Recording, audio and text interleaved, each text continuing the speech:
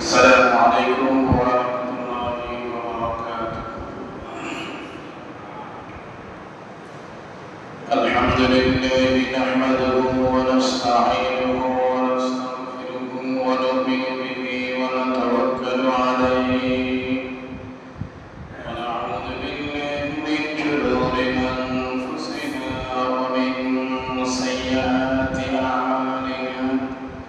من يهد الله فلا مضل له ومن يضلل فلا هادي له ونشهد أن لا إله إلا الله وحده لا شريك له ونشهد أن سيدنا وحبيبنا وحبيب ربنا وطبيبنا وطبيب أرواحنا ومولانا محمدا عبده ورسوله الذي أرسله بالحق بشيرا ونذيرا وداعيا إلى الله بإذنه وسراجا منيرا. أما بعد فقد قال الله تعالى في كلامه المجيد وفرقانه الحميد: أعوذ بالله من الشيطان الرجيم.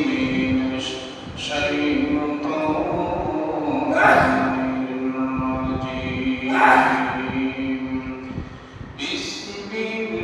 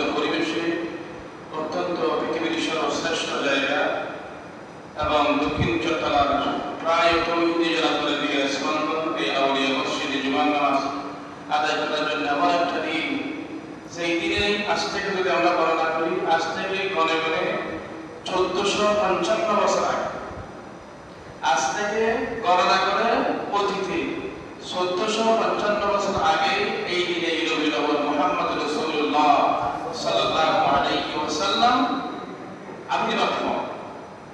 অর্থাৎ 570 খ্রিস্টাব্দে যদি 2025 থেকে ডেট দেওয়া হয়, 2025 সাল আজকে, সেখান থেকে যদি 570 খ্রিস্টাব্দে মুহাম্মদ রাসূলুল্লাহ সাল্লাল্লাহু আলাইহি ওয়াসাল্লামের পৃথিবীর জমিনে আগমন ঘটলেন, তুমি করলে আজ থেকে 1455 বছর পূর্বে 12 রবিউল আউয়াল মাসে মুহাম্মদ রাসূলুল্লাহ সাল্লাল্লাহু আলাইহি ওয়াসাল্লাম এই পৃথিবীতে আগমন করে এই तमाम পৃথিবী, আসমান, জমিন আর সর্বরূপী লৌহ কলম যাহা কিছু এই সৃষ্টির পিছনে রহস্য, যে রহস্যটা ছিল আল্লাহ পাক রব্বুল আলামিনের সাথে পরিপূর্ণ तमाम করে দিলেন, 100% পরিপূর্ণ করে দিলেন মুহাম্মদ রাসূলুল্লাহ সাল্লাল্লাহু আলাইহি ওয়াসাল্লাম।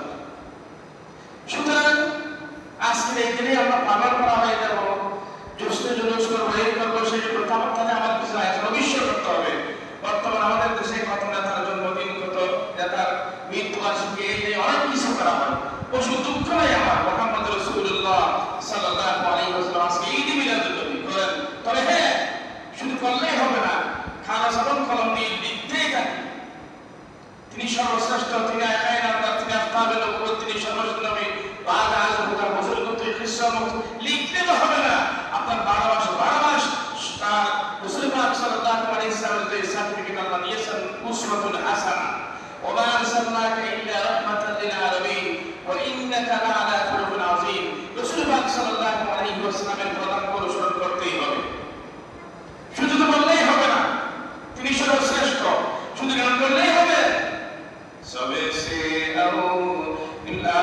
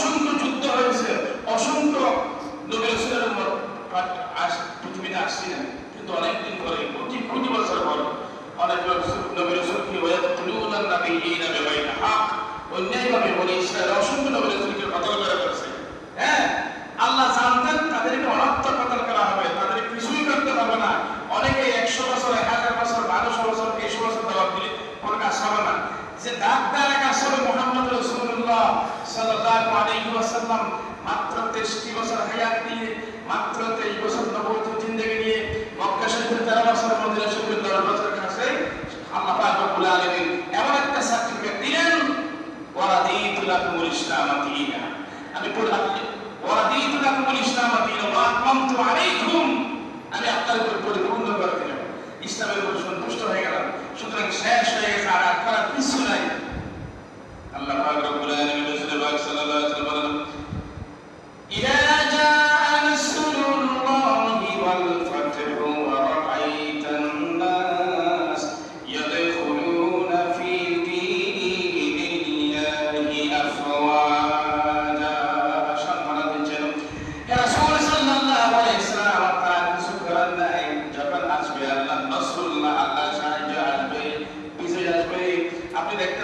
রাআইতান নাস, আপনি মানুষদেরকে দেখতে পাবেন ইয়াদখুলুনা ফি দীনিল্লাহি আফওয়াজা, দলে দলে মানুষ যুগে যুগে দলে দলে আল্লাহ পাক রব্বুল আলামিনের ধর্মের ভিতরে প্রবেশ করছেন।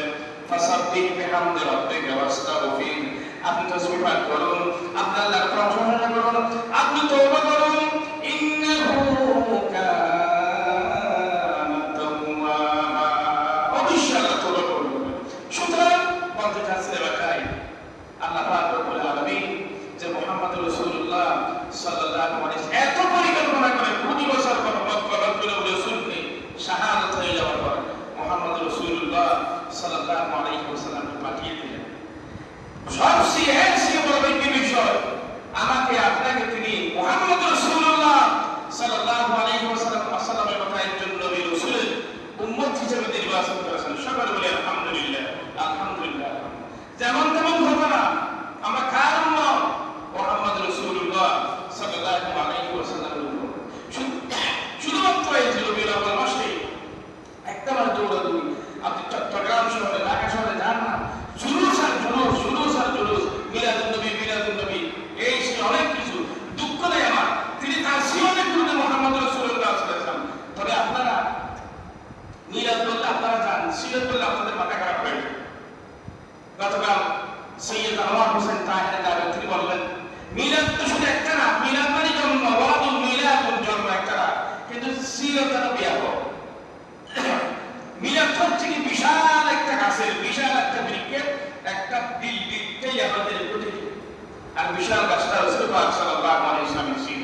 আমার দাড়ি ছিল, টুপি ছিল, এগুলো ছিল, আমার যে এগুলো সবগুলো মুহাম্মদ রাসূলুল্লাহ সাল্লাল্লাহু আলাইহি ওয়াসাল্লামের ছিল।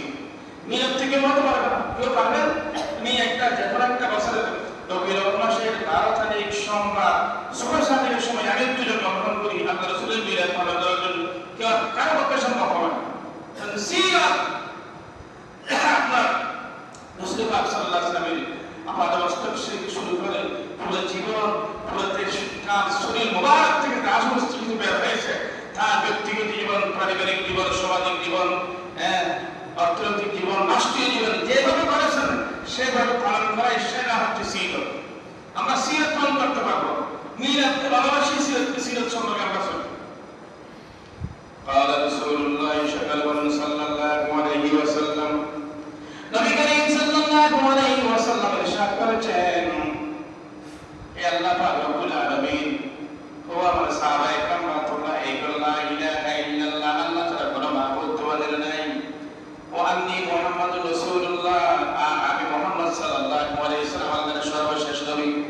অনেকে বলেন হে রাসূল সাল্লাল্লাহু আলাইহি ওয়াসাল্লাম, আল্লাহ এক সাদা সত্য আমরা মানি, জান্নাত জাহান্নাম উভয় আছে আমরা মানি, কাবা শরীফ আমরা মানি, ইসলাম আমরা মানি, ফেরেশতা এই সেই দুনিয়া আখিরাত কিয়ামত সমস্ত কিছু মানি। একটা জিনিস মানতে পারতেছেন না, সেটা হচ্ছে আপনি কি মুহাম্মদ, আপনি নাকি শেষ নবী, আপনি নাকি শেষ নবী। তাওরাত ইনজিল তৌরাত এই সমস্ত কিতাবে শেষ নবীর কথা বলা আসছে, সেটা আপনি আমরা সেটা মানতে পারবো না।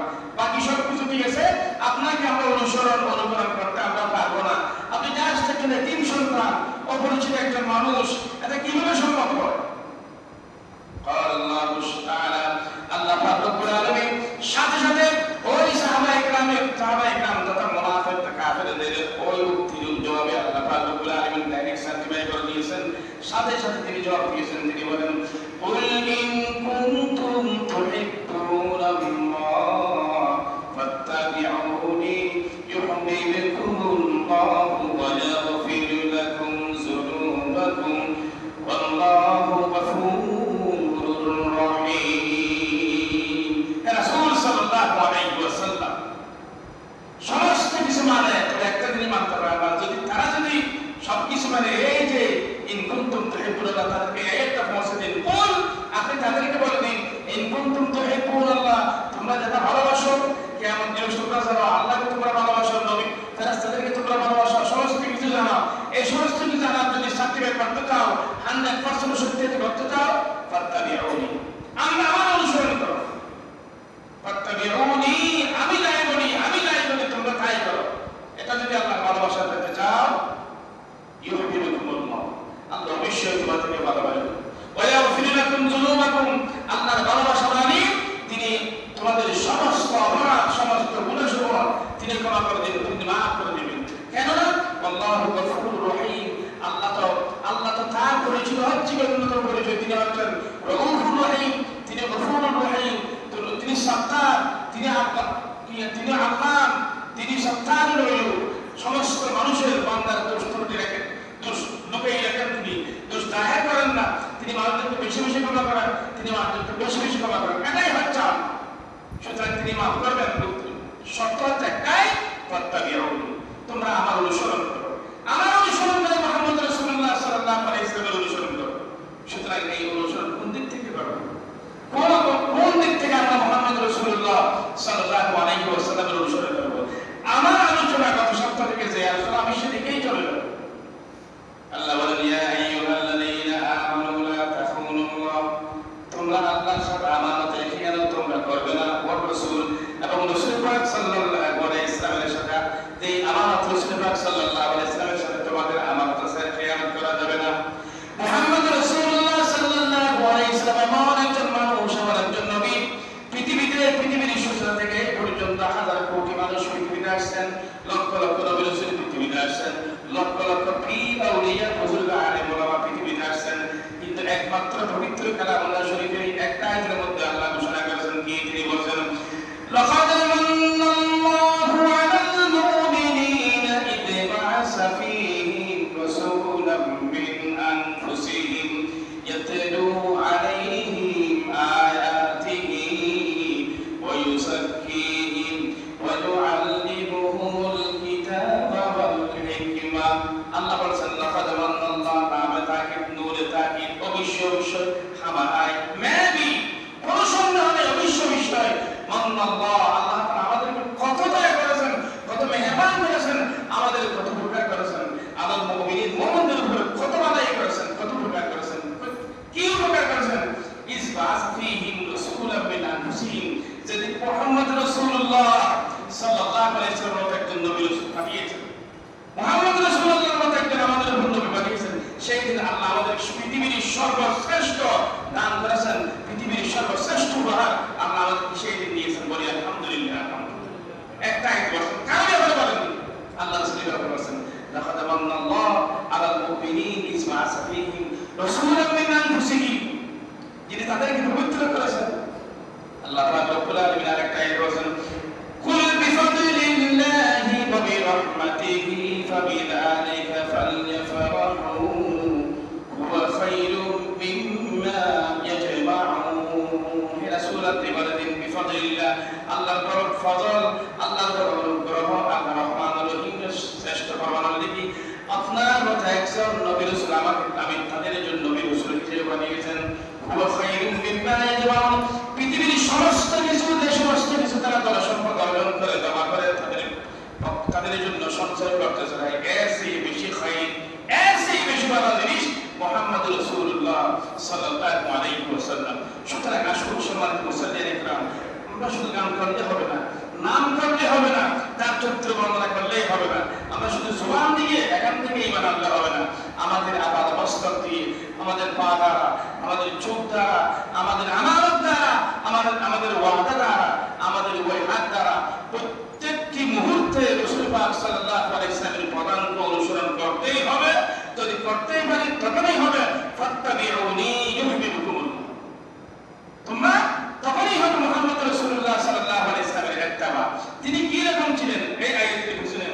আরেকটা হাদিস শরীফে বলছেন, তিনি বলছেন, হ্যাঁ, আব্দিল আমানাতা ইলা মান ইত্তাবানাকা ওয়ালা তাখুন মান খানাকা। আমার রাসূল বলেন, আব্দিল আমানাতা ইলা মান ইত্তাবানাকা, আব্দিল আমানাত, তোমরা আমানত তাড়াতাড়ি আদায় করে দাও। আমার রাসূল বলেন, তাড়াতাড়ি আমানত দিয়ে দাও, যার আমানত তাকে দিয়ে দাও। ওয়ালা তাখুন মান খানাকা, খবরদার আমানতের খিয়ানত তার সাথেও করবে না যে তোমার সাথে আমানতের খিয়ানত করে। সুবহানাল্লাহ, সুবহানাল্লাহ। তিনি এই জন্য তো রাহমাতুল লিল আলামিন, তিনি হচ্ছেন রাহমাতুল লিল আলামিন। রাসূল পাক সাল্লাল্লাহু আলাইহি ওয়াসাল্লাম কি বলেন?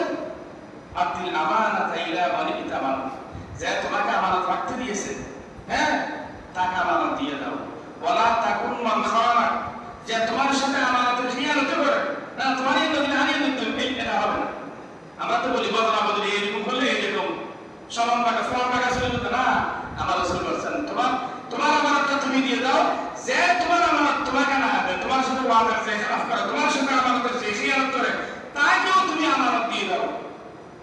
এগুলো কি কথা নাকি আসলে রাসূল পাক সাল্লাল্লাহু আলাইহি ওয়াসাল্লাম জীবনে বাস্তব ঘটেছেন? দেখেন না, বলছিলাম না হিজরতের রাত্রে যারা আল্লাহ রাসূলকে তরবার নিয়ে, মুক্ত তরবার নিয়ে রাত্রে চতুর্দিকে ঘেরাও করছে। আজকে ফজর আযান দেওয়ার পর মুহাম্মদ সাল্লাল্লাহু আলাইহি ওয়াসাল্লাম যখন ঘুম থেকে উঠবেন, রাত্রে যখন অন্য তাহাজ্জুদে বের হবেন, আমরা সমস্ত এই সমাজের সমস্ত মক্কার সম্ভ্রান্ত পরিবারের যুবকেরা একসাথে মুহাম্মদ সাল্লাল্লাহু আলাইহি ওয়াসাল্লামকে কতল করে ফেলবেন। আউযু বিল্লাহি মিনাশ শাইতানির চতুর্দিকে তারা আসে, কিন্তু রাসূল পাক সাল্লাল্লাহু আলাইহি ওয়াসাল্লাম তিনি তো জানতেই পারবেন, আল্লাহ তাকে জানিয়ে দেন।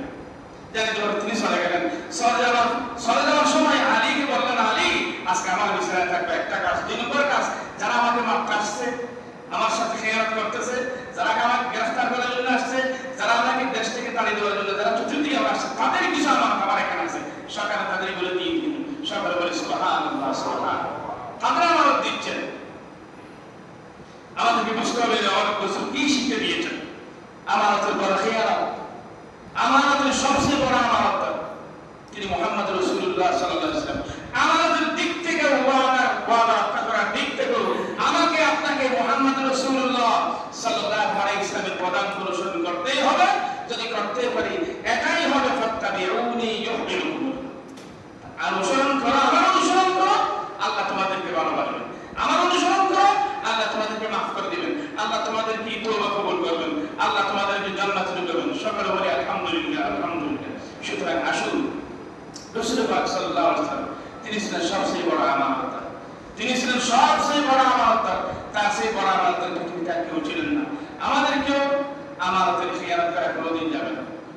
আল্লাহ পাক রব্বুল আলামিন বলেন, ফাইন আমিনা বা'দুকুম বা'দান ফালইউআদ্দিল্লাযী তুমিনা আমানাতাহু ওয়ালইয়াত্তাকিল্লাহা রাব্বা। যদি তোমরা কেউ কারো কাছে কোনো আমানত রাখো, আমানত কেউ দিয়ে দাও, ফাইন আমিনা বা'দুকুম বা'দান ফালইউআদ্দিল্লাযী তুমিনা আমানাতাহ, সে যদি আমানতটা দিয়ে দেয়, আমানতের খিয়ানত না করে, আমানতের খিয়ানত শুরু করবে না, আমানতের খিয়ানত করা যাবে না। যারা আমানত তার কাছে পৌঁছে দেবে, শুধু পৌঁছে দিলে হবে না, এরপরে ওয়ালিয়াত্তাকিল্লাহা রাব্বাহু, ওয়ালিয়াত্তাকিল্লাহা রাব্বাহ, আমানতের সবচেয়ে আমানত তার কাছে পৌঁছে দেওয়ার দিক পৌঁছে তো দিবেই, এবং পৌঁছে দেওয়ার ব্যাপারে আল্লাহকে ভয় করতে হবে। এখানে আমার আল্লাহ ভয় কিসের আল্লাহ ভয় না, অনেক কিছু আছে। মনে করলাম আমি বলছি যে বলি ভাই, আমি আপনার সমাজের মানুষ, আমার শ্বশুর বাড়ি উত্তরবঙ্গে, আমি আমার স্ত্রী পুত্র সবাইকে নিয়ে আমার শ্বশুর বাড়িতে যাওয়ার 1 সপ্তাহের জন্য, আমার গরুগুলো আপনি রাখেন, আপনাকে টাকা দেবো, অথবা আপনি রাখেন, আপনি যদি কোথাও যান আপনার গুলো আমার কাছে বিক্রি হবে। এখন আমি চলে গেছি, আমার গরুগুলো আপনি আমার গরুগুলি এমন ভাবে ব্যবহার করলেন, আমার দুধের গরু আছে সেখান থেকে দুধ দহন আপনি করলেন, এই করলেন সেই করলেন, সমস্ত কিছু করলেন। ওরা তার বলতেই পারবে না আমার এই করেছে সেই করেছে, আমাকে নিয়ে সারাদিন শ্বাস করেছে, আমাকে দৈনিক 3 বার দুধ দহন করতে, তারা কি করতে পারবে? আল্লাহ ওয়ালিয়াত্তাকিল্লাহা রাব্বাহ, আমি আপনার কাপড়টা দিছি, এটা একটু রাখেন, আমি একটু সমস্যা, আপনি কাপড়টা ব্যবহার করবেন। হ্যাঁ, আপনাকে টাকা দিছি, আপনি টাকাগুলো দানান দেবেন এদিক সেদিক লাগিয়ে, এটা ব্যবহার করবেন না, অসম্ভব। আমি তো সেটা বলছি সমাজের কথা, জনগণের কথা, এখানে মসজিদের কথায় আসতে পারবে না। মসজিদের দল সম্পদ 80 লক্ষ কোটি গুণ বলি সুবহানাল্লাহ সুবহানাল্লাহ। আমি গতকাল আমাদের সম্মানিত পরামর্শদাতা মুহাদ্দিস শাহ হুজুর, আল্লাহ তার হায়াত দারাজ করুন, সকাল বলুন আমিন, তার পিছনে পিছনে একটা কিছু কথা জিজ্ঞেস করছি, হুজুর আমি বললাম মসজিদের জমিন কি বিক্রি করা যায়? তিনি বললেন লা ইউবাউ ওয়ালা ইউহাবু ওয়ালা ইউবাত্তালু, মসজিদের কোনো জমি বিক্রি করা যাবে না, কাউকে হেবা করাও যাবে না, ওয়ালা ইউবাত্তালু পরিবর্তন করাও যাবে না। বলি সুবহানাল্লাহ সুবহানাল্লাহ। এটা মসজিদের জায়গা জমি। আরেকটা জিজ্ঞেস করলাম, হুজুর মসজিদের টাকা নিয়ে আমি যদি মনে করি হুজুর মসজিদের টাকা আমার কাছে আছে, আমি ব্যবসা করবো, যদি গুনারি খাই, আমি গুনারি টাকা নিও, লাফাবার মসজিদে, হুজুর বলছে অসম্ভব। না না, এটা মসজিদের টাকা, এটা করা যাবে। কসম এটা করা যাবে না। মসজিদের টাকার ছাতা, মসজিদের টাকার খাতা আপনার হাতে বাঁচতে পারবে না। এটাই হচ্ছে আমার রক্ষা করা। আমি ওয়াজ করতেছি সমাজের জনগণের, এটা মসজিদ অনেক অনেক অনেক। আমি হুজুরকে একটা প্রশ্ন পেলাম, হুজুর আমাদের কিছুদিন আগে মাদ্রাসার 20-30 জন হুজুররা কোথায় গিয়েছিল, সিলেট শহরে গিয়েছিল হুজুররা। যখন সিলেট শহরে একটা হুজুর একটা দরখাস্ত করেছে কমিটি মেম্বার, কমিটি সাহেব আমরা সবাই বন্ধের মধ্যে সিলেট শহরে যাচ্ছি, আমাদেরকে মাদ্রাসায় তো অনেক টাকা জমা আছে, কিছু অনুদান দিবেন না মাদ্রাসা থেকে। কমিটি অনুদান দিলে 1 টাকা দিয়ে 20,000 টাকা অনুদান দিয়েছে। কেন একটা রাইস হয়ে গেছে, মাদ্রাসার কর্তৃপক্ষ ঠিক আছে, তোমরা যখন দশটা মাদ্রাসার খাদেমরা মাদ্রাসা থেকে টাকা দেওয়া আছে কিছু দিচ্ছি তোমাদেরকে। মসজিদের সভাপতি সেক্রেটারি কেসের তারপরে সম্ভব হবে না মসজিদের টাকা একটা সেক্রেটারি বলছে কাবু দেওয়া। কিসের কমিটি? মসজিদ আমার সভাপতি সেক্রেটারি আছে। আমরা বলি যে সৌদি আরবের বাদশাহ, সৌদি আরবের রাজা, না না, আমরা বলি সৌদি আরবের বাদশাহ, সৌদি আরবের রাজা। তারা নিজেদেরকে বলে খাদিমুল হারামাইন শরীফাইন। আমরা খাদিম কাবা শরীফের মক্কা শরীফ বলেছি, আমরা খাদেম খাদেম। কারণ বাবার সব সম্ভব নয়। মসজিদের টাকা নিয়ে ব্যবসা করা, মসজিদের টাকা নিয়ে বদলা বদলি করা, মসজিদের টাকা নিয়ে এই করা সেই করা অসম্ভব। এটা আমার হুজুর বলছে। এরপর আরেকটা প্রশ্ন হলো, হুজুর মসজিদের টাকা আছে, কমিটি একটা, এই সমস্ত সমাজ একটা, কমিটি একটা, সবাই এই মসজিদের জন্য যদি একটা ফোকানিয়া মাদ্রাসা, এই সমাজের মানুষ ফোকানিয়া মাদ্রাসা একটা থাকলে, অথবা নৌরানি যদি টাকা বেশি হয় তারা একটা যদি কিতাব পড়ার জন্য কিতাব করে হুজুর বলছে হবে না। আমি কয় করি হুজুর কমিটি একটা, সমাজ একটা, সবকিছু একটা, তাই করি দাদা ফাউন্ড আলাদা করতে হবে, ফাউন্ড আলাদা করতে হবে। এনে ডাইরেক্ট এখান থেকে মসজিদের টাকা কোথাও যেতে পারবে আলাদা ফাউন্ড করে বলে দিতে হবে এগুলো ফোকানিয়ার জন্য, এগুলো মসজিদের জন্য, ফোকানিয়ার জন্য এটা বাদ করে দিতে হবে, বাদ করে দিতে হবে। মসজিদের টাকার খাতা ছাতা যাতে কারো হাতে না বাঁচে, বলি সুবহানাল্লাহ সুবহানাল্লাহ। তবে একটা কথা কিছুক্ষণ আগে বললাম, লা ইউবাউ ওয়ালা ইউহাবু ওয়ালা ইউবাদদালু। মসজিদের যদি জায়গাটা থেকে থাকে মসজিদের টাকা বিক্রি করা যাবে না, মসজিদের টাকা কাউকে খাবার দান করাও যাবে না, ওয়ালা ইউবাদদালু, মসজিদের জায়গা জমি বদলাও যাবে না। তবে সেখানে কয়েকজন বাদল ওলামা, কিছু কিছু ওলামা বলছেন মসজিদের জায়গা বদলা যাবে। কখন যাবে? মসজিদের জায়গা একটা আছে হারের পারে, পাহাড়ের পারে, রাস্তার ধারে, আস্তে আস্তে রাস্তা করা হচ্ছে, মসজিদের জায়গাটা ছোট হয়ে যাচ্ছে। খালের পাশে কি নদীর পাশে আছে, আস্তে আস্তে আস্তে ভেঙে ভেঙে মসজিদের জায়গাটা নষ্ট হয়ে যাচ্ছে, অথবা পাহাড় গড়িয়ে এসে অথবা সরে যাওয়ার সম্ভাবনা আছে। যদি 10 জন মানুষ অথবা 100 জন মানুষ, কমপক্ষে 10 জন মানুষ, 16 আনা মস্তিষ্ক বিবেকওয়ালা মানুষ, 10 জন মানুষ এক জায়গায় করে ও হন চাই ইয়া মসজিদের জায়গা ইয়া নরকের জায়গা ইয়া নারা বদলতে চাই না খন্না বলবো 10 জন 100 জন 100 জন মানুষ তো ভালো দিকে মসজিদ ইয়া বদলতে চাই লইতে চাই ইয়া ভালো উইয়ান ভালো ইয়া মসজিদে দিবেন ইয়া তুলনামূলক খম্বা লাগবো মসজিদের ইয়া ভাগ বদলিয়ে ইয়া নজর হলো 100 10 জন ওয়াকারওয়ালা মানুষ দুনিয়া দাঁড়িয়ে দিলে মানুষ তো ভালো বেকুত এই যে বেশি ভালো ইয়া তৈরি বদলানোর সম্ভাবনা আছে। ভালো হবে না কে কে হবে অনেকে বলছেন ওলা ইবাদতের সাথে পরিবর্তন করাও যাবে না।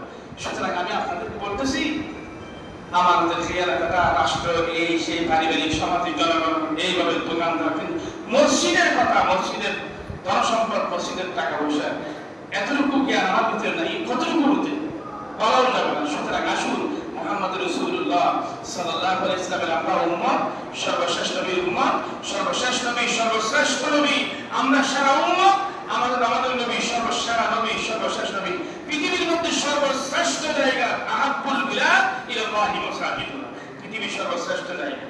সুতরাং আমাদেরকে আপনাদেরকে এখানে এসে আমি অমুক আমি তমুক কথা বললেই হবে না। আমরা সবাই মসজিদের মুসল্লি, আমরা সবাই মসজিদের খাদেম, আমরা সবাই খাদিমুল হারামাইন শরীফাইন, আমরা সবাই মসজিদের খাদেম। আল্লাহ পাক রব্বুল আলামিন আমাদেরকে কবুল করুন। সুতরাং একটা কথা বলে এখানে শেষ করে দোয়া দেখেন আপনি বনি ইসরাইলের জামানায় লম্বা একটা হাদিস শরীফ আসছে, হযরত আবু হুরায়রা রাদিয়াল্লাহু তাআলা আনহু তিনি হাদিস শরীফ বর্ণনা করেছেন। বনি ইসরাইলের জামানায় একজন মানুষ আরেকজন মানুষের কাছে গেছে, বলছে ভাই আমাদেরকে 1000 টাকা দেন ওদের তখনকার জামানায়।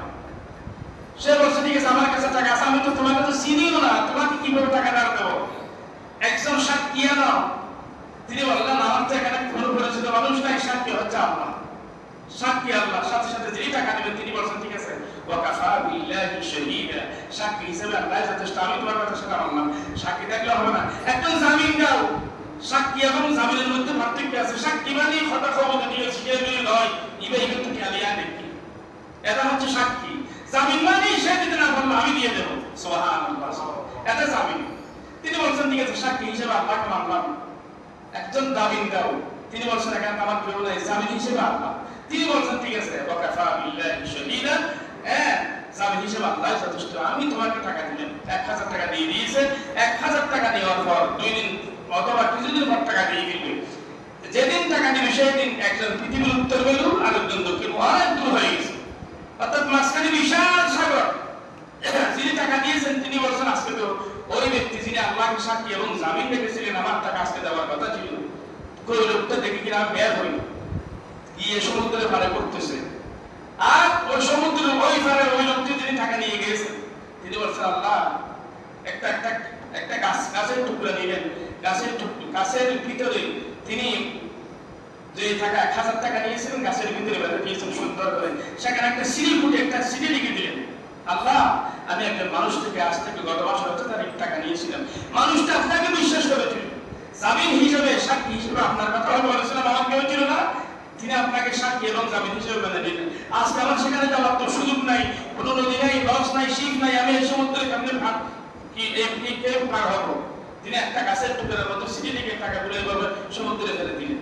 বলি সুবহানাল্লাহ সুবহানাল্লাহ। সেই দিনেই যিনি টাকা পাবেন তিনি সেদিকে যাচ্ছেন, যখন নদীর পাড়ে উঠছে দেখতে একটা লাকড়ি, সুন্দর একটা লাকড়ি নিয়ে দেখতেছে এই অবস্থা। অর্থাৎ তিনি যে সেই দিন টাকা দেওয়ার কথা ছিল, আল্লাহকে উদ্দেশ্য করে, আল্লাহকে সাক্ষী জামিন রেখে তিনি সিটি পেয়েছেন, এরপর টাকাগুলো পেয়েছেন। সকালে বলি সুবহানাল্লাহ সুবহানাল্লাহ। এর অনেকদিন পর লোকটি দৌড়ে আসলেন, ভাই বড় কাজ হয়ে গেছে, বিশাল একটা কাজ করেছে, আমি আল্লাহকে সাক্ষী জামিন রেখেছিলাম, টাকাগুলো তো দিতে পারি নাই। সে বলছে ভাই আমি টাকা পেয়েছি। সকালে বলি সুবহানাল্লাহ সুবহানাল্লাহ। সুতরাং আল্লাহকে সাক্ষী রেখে, আল্লাহকে জামিন রেখে, আল্লাহকে হাজার না যারা আপনারা করেন না, এই সমস্ত কিছু করতে হয়। আপনাদের ভবিষ্যৎ আমার রাসূল বলেছেন, আব্দি ইলা ওয়ালি তাবানাকা ওয়ালা তাকুন মান খানাকা। আমানতের খিয়ানত করা যাবে না পরস্পরের মধ্যে, ব্যবসার মধ্যে, সমিতির মধ্যে, রাষ্ট্রের মধ্যে, মসজিদ আছে রক্ত ফুটগুলোর মধ্যে। আল্লাহ না করুক মসজিদের টাকা নয়, মসজিদের টাকা অথবা সাদা আপনার পকেটে ঢুকছে, আপনার ঘরে ঢুকছে, অন্যায় হবে, আপনি অবশ্যই দুনিয়াতে উলঙ্গ হয়ে যাবেন। নাউযুবিল্লাহি মিন যালিক। আপনি সসম্মানে চলবেন, আপনার শাস্তি সেই শাস্তি আপনার ছেলেরা পাবে। আপনার ছেলেরা না কোনো দুনিয়াতে মসজিদের জনসম্পদের যদি আপনার ভিতরে অন্যায় ভাবে ঢুকে, আপনি আপনার ছেলে বেলা নাতিপুতি অবশ্যই আপনাকে দুঃখ করতেই হবে। আল্লাহ পাক রব্বুল আলামিন আমাদের সবাইকে মসজিদের খাদেম হওয়ার তৌফিক দান করুন, মসজিদের মুসল্লি হিসেবে তৌফিক দান করুন, মসজিদের মসজিদকে উসিলা করে কিয়ামতের কঠিন মুহূর্তের সময় আসহাবুল জান্নাতের নব্বই সভা আমাদেরকে তৌফিক দান করুন। মসজিদে সব সময় দেওয়ার, মসজিদে জনগণের খাদেম হওয়ার তৌফিক আমাদেরকে দান করুন। ওয়া আখিরু দাওয়ানা আলহামদুলিল্লাহি রাব্বিল আলামিন। আসসালামু আলাইকুম ওয়া রাহমাতুল্লাহি ওয়া বারাকাতুহু।